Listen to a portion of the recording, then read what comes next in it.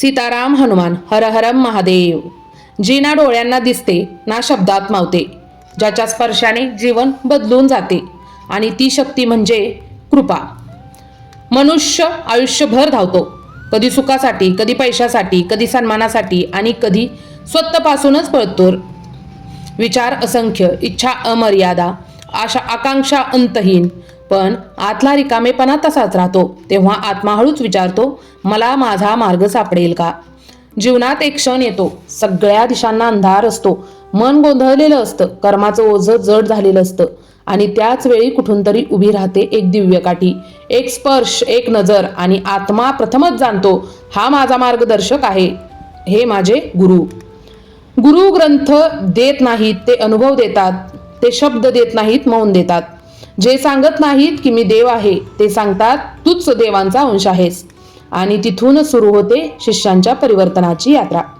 जोपर्यंत मन म्हणतं मी जाणतो, मी करतो, मी समजतो, मी योग्य, तोपर्यंत सत्य मिळत नाही. पण जेव्हा शिष्य नतमस्तक होतो, जेव्हा तो म्हणतो गुरु मला काही उमगत नाही, तुम्हीच माझा आधार, तेव्हा अज्ञान गळून पडतं आणि कृपेचा प्रवाह सुरू होतो. आज्ञा देतात गुरु, कारण ते शिष्याला दबवण्यासाठी नाही, तर स्वतःपासून मुक्त करण्यासाठी. शिष्य जेव्हा आपल्या मनाचा हट्ट सोडतो, तेव्हा तोच ओळखतो आज्ञा पालन म्हणजे बंधन नाही, तेच खरं स्वातंत्र्य आहे. गुरु जे सांगतात ते त्याच्या भल्यासाठीच असते, कारण त्यांना दिसतो आपला पुढचा टप्पा, आपला भविष्यकाळ आपल्यापेक्षा अधिक स्पष्ट. गुरूंची सेवा म्हणजे देहाची नव्हे, ती असते मनाच्या अहंकाराची शस्त्रक्रिया. हळूहळू मी विरघळतो, माझं विचार, माझं स्वभाव, माझं हे सगळं गायब होतं, आणि शिष्य म्हणतो गुरुवर्य मी नाही, फक्त तुम्हीच आहात. मंदिरात जाऊन वाकणं सोपं आहे, पण मनातल्या विचारांना वश करणं कठीण. हात जोडणं सोपं, पण अहंकार मोडणं अवघड. भक्ती म्हणजे भक्ती गाणी नाही, भक्ती म्हणजे आत्मसमर्पण, शरणागती, पूर्ण अर्पण भाव. देवा मी काही करत नाही, सगळं तूच आहे. तेव्हा त्याच्या जीवनात उरते शांतता, करुणा, प्रेम आणि आंतरिक सुख.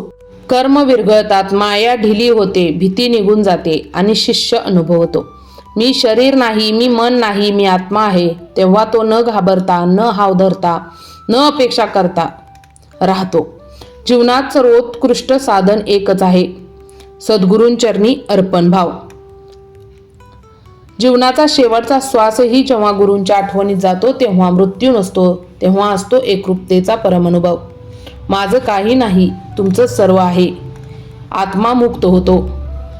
हे ज्ञान शब्दात नाही बसत, हे अनुभवावं लागतं. ज्यांना समर्पण मिळतं त्यांना सत्य मिळतं, आणि ज्यांना सत्य मिळतं त्यांना देव मिळतो. तर तुम्हाला हा व्हिडिओ कसा वाटला नक्की कमेंट करून सांगा. लवकरच भेटू अशाच एखाद्या व्हिडिओमध्ये. तोवर स्वतःची काळजी घ्या आणि आपल्या घरातल्यांची काळजी घ्या. श्री गणेशाय नमः. श्री स्वामी समर्थ. हर हर महादेव. सबस्क्राईब करायला विसरू नका. धन्यवाद धन्यवाद धन्यवाद.